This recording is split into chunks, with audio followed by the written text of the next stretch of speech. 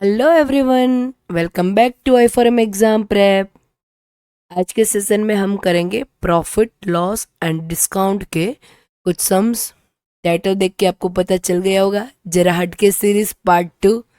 सो इसके सम्स काफ़ी इंटरेस्टिंग होंगे। So without further delay let's dive into the learning. Here is your first sum. Sudhir purchased a chair with three consecutive discounts of 20%, X percentage, and 5%. The actual deduction was 33.5%. The value of X question mark. And इसका दूसरा part है, Samir purchased a table with three consecutive discounts of 5%, 20%, and 40%. MRP rupees 500, net selling price rupees 216, the value of y question mark। यहाँ पे आपको क्या करना है, x and y की वैल्यू निकालनी है, राइट, एंड फिर उसके बीच रिलेशन एस्टेब्लिश करना है, लेस देन ग्रेटर देन और लेस देन और ग्रेटर देन और इक्वल व्हाट्स एवर। चले पहले पार्ट 1 सॉल्व करते हैं। मान लीजिए कि उसने जो चेयर ली है MRP थी 100, राइट। अब पहला डिस्काउंट कितना मिला है, 20%, सो -20, it comes to 80।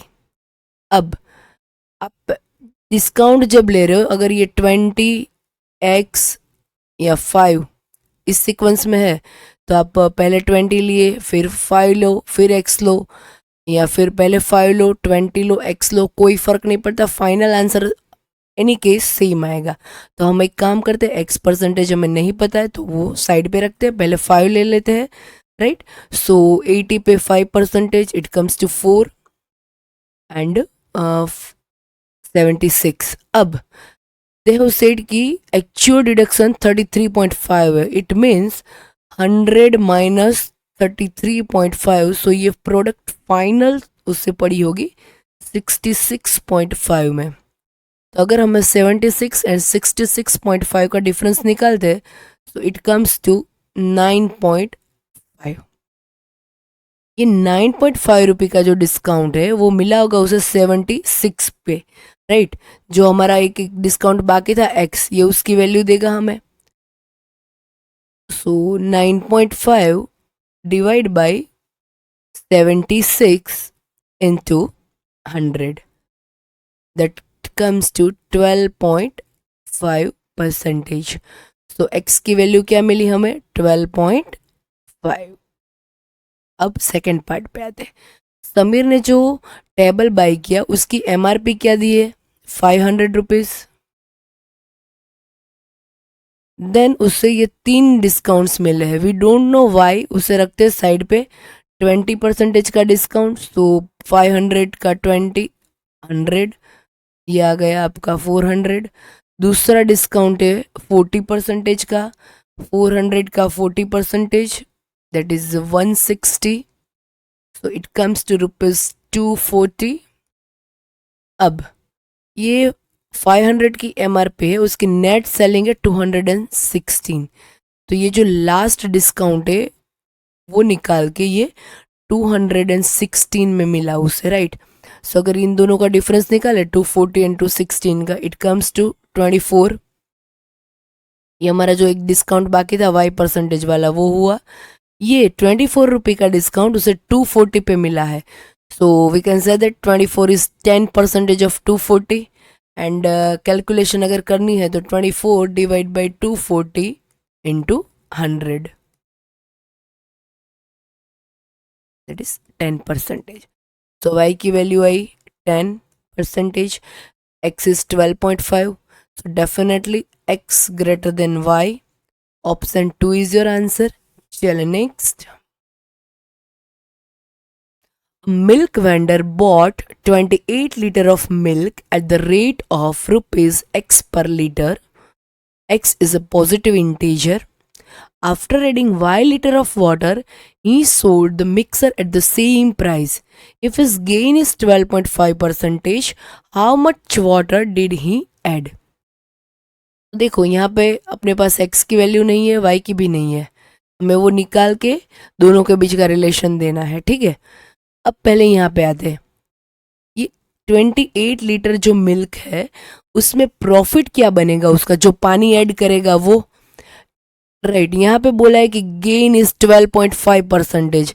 It means 28 में 12.5% क्वांटिटी जो पानी वो डालेगा वही उसका प्रॉफिट होगा। सो 28 का अगर हम 12.5% निकालते हैं, इट कम्स 28 इंटू 12.5%, ये बन रहा है अपना 3.5 लीटर। ये हुआ y का वैल्यू, जितना उसने पानी ऐड किया था। हमारे पास x की वैल्यू नहीं थी, फिर भी हमने y की वैल्यू निकाल ली। कैन वी से दैट कि there is no relation between x and y? तभी तो हमें बिना x के y की वैल्यू मिल सकती है, राइट। तो option 5 is your answer, no relation. Okay, चलो next. Cost of each chair is rupees X and cost of each stool is rupees Y. Ram buys 4 chairs and 9 stools for rupees 1340. If he sells chairs at 10% profit and stools at 20% profit, he earns a total profit of rupees 188. तो पहले एक काम करते हैं, हम coast की दिए उसमें इक्वेशन बना दे, राइट।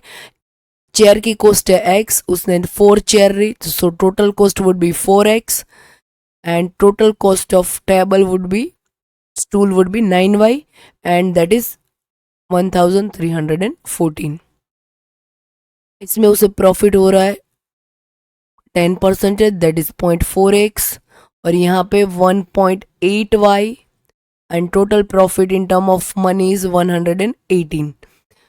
अब एक काम करते हैं, इक्वेशन 2 को 10 से मल्टीप्लाई करते, तो फर्स्ट वैसा का वैसा रहेगा, 4x plus 9y is equal to 1314, और ये हो जाएगा 4x plus 18y is equal to 80.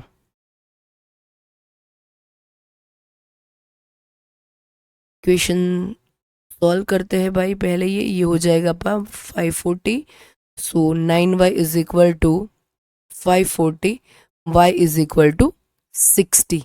y की वैल्यू ये फर्स्ट इक्वेशन में रखते हैं एंड सॉल्व करते हैं, तो अपने को x की वैल्यू मिलेगी 4x plus 9 into 60 is equal to 1314. Equation solve करो, you'll get the value of x, that is 200. x is 200, y is 60, x greater than y. Option 2 is your answer. Let's next. A trader sells 2 computers at the same price, making profit of 30% on one and a loss of 30% on other. If the net loss is x percentage on the transaction, what is the value of x? पहले ये पहला part solve करते हैं, right. जब भी selling price same हो, पहली condition, and profit percentage and loss के परसेंटेज सेम हो, तो वो ट्रांजेक्शन में ऑलवेज लॉस होता है, और उसका शॉर्टकट है परसेंटेज स्क्वायर डिवाइड बाय 100. ये लॉस ही होता है। परसेंटेज कितने हैं 30 square divide by 100, 900 divide by 100, so minus 9% का loss, x is equal to 9. अब सेकेंड पार्ट पे आते, a trader sells 2 tables at the same price, making a profit of y% on one and a loss of 9% on the other. If the net loss is 0.81 on the transaction, what is the value of y? तो देखो यहाँ पे ये condition एक है कि sells 2 tables at the same price, तो हम एक लॉजिक लगा सकते हैं कि शायद ऊपर वाला ही कुछ कॉन्सेप्ट यहाँ पे भी लगता है। ये पहला आपको दिया है प्रॉफिट ऑफ y परसेंटेज, दूसरा है लॉस ऑफ 9%। अगर y की वैल्यू हम 9 मान लेते, तो यहाँ पे परसेंटेज स्क्वायर डिवाइड बाय 100 के हिसाब से 9 square divide by 100 is equal to 0.81 loss, ये आना चाहिए। तो देखो बोल रहा है कि 0.81 का लॉस हो रहा है। इट मीन्स हमने जो y की वैल्यू 9 ली थी वो सही थी। फाइन। तो x की वैल्यू मिली हमें यहाँ पे 9, y की भी value 9, x is equal to 9, y is equal to 9. So we can say that x is equal to y. Option 5 is your answer. Next, sum number 5. A cloth merchant buys clothes from a weaver and cheats him by using a scale which is 10 centimeter longer than a normal meter scale. He claims to sell cloth at cost price to his customer, but while selling, uses a scale which is 10 centimeters shorter than a normal meter scale. His gain is xx percentage. What is the value of x? पहले ये first part solve करते हैं, फिर second पे आते हैं, ठीक है। देखो ये 100 से अपन मीटर को भी सेंटीमीटर में कन्वर्ट कर लेते हैं, क्योंकि यहाँ पे जो चीटिंग कर रहा है वो सेंटीमीटर में, राइट। मान लीजिए कि वो वीवर से लेने जाता है 100 सेंटीमीटर, बट उसे एक्चुअल में कितना मिलेगा 110 वीवर से, क्योंकि वो वहाँ पे चीटिंग करता है, स्केल लंबा लेके जाता है। एंड जब कस्टमर को देने की बारी आती है तो वहाँ पे वो चीटिंग करता है, शॉर्टर स्केल यूज करता है 90। अब वो जितनी कॉस्ट में लाता है उतनी ही कॉस्ट में बेचता है, तो इन टर्म ऑफ कॉस्ट उसे कोई बेनिफिट नहीं मिलेगा। बट जितनी टर्म में वो 90, जितनी कॉस्ट में वो 90 सेंटीमीटर बेचता है उतनी कॉस्ट में उसे 120 सेंटीमीटर कपड़ा मिलेगा। तो कहना इसे उसे 20 सेंटीमीटर का बेनिफिट होगा 90 पे, राइट। सो 20 पे 9, 90 पे 20, तो 100 पे कितना 200/9, दैट इज 22.22। तो x की वैल्यू मिली हमें यहाँ पे 2। देखो यहाँ पे सिर्फ x की वैल्यू पूछी है आपको, राइट। ये चारों के चारों सेम ही है और x की वैल्यू आएगी 2। अब सेकेंड पार्ट पे आते हैं। If an article is sold at a gain of 6% instead of loss of 6%, the seller gets ₹6 more. What is the value of y if y refers to the sum of the digits of cost price of the article? तो देखो यहाँ पे gain होता तो difference आता, right. Loss होता, difference आता। Gain loss total, loss gain total, right. ये हमने सीखा है आगे, राइट। सो ये गेन है, ये लॉस है, सो टोटल हो जाएगा। 12% is 6, then 100% is how much? ये 12 का 6 मतलब हाफ हो रहा है, तो यहाँ पे हो जाएगा अपना कितना होगा 50, राइट। अब y refers to the sum of digit of the cost price of the article. y जो है ये कोस्ट प्राइस के डिजिट का सम है। So y is equal to 5 + 0 मतलब 5 and x is equal to 2। So relation क्या आएगा, x less than y, x जो है वो y से छोटा है। Option 1। Alright guys, we are done with 5 sums. See you in the next session. Till then, happy learning. If you like the session, please like, share and subscribe.